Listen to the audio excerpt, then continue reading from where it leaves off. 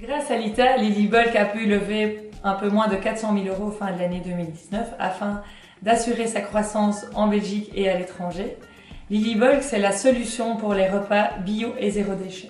Tout est dans le bocal, vous rajoutez 1 ou 2 ingrédients et vous avez un repas pour toute la famille.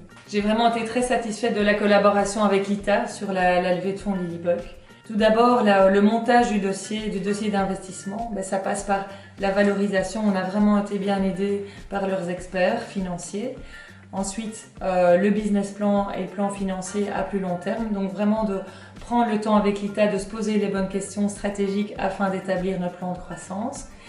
Et donc tout ça pour arriver au fameux dossier d'investissement qui va être présenté aux investisseurs afin qu'ils puissent souscrire aux actions.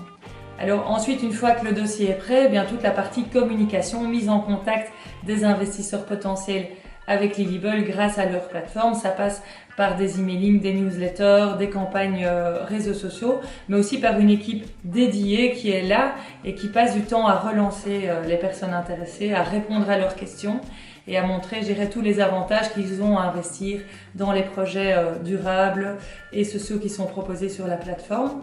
Donc une fois cette étape de collecte organisée, ce qui est intéressant, c'est qu'on rentre en contact avec différents investisseurs. Ça va du plus petit au plus grand et donc on permet à chacun de mettre les sommes qu'il souhaite. Et grâce à l'ITA, on a pu également rentrer en contact avec des investisseurs professionnels qui nous ont permis de faire de cette levée de fonds un vrai succès.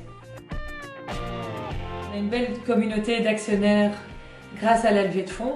Et cette communauté, on peut les activer quand on en a besoin. Ça peut être pour des conseils, pour un lancement de produit où on veut avoir un avis particulier.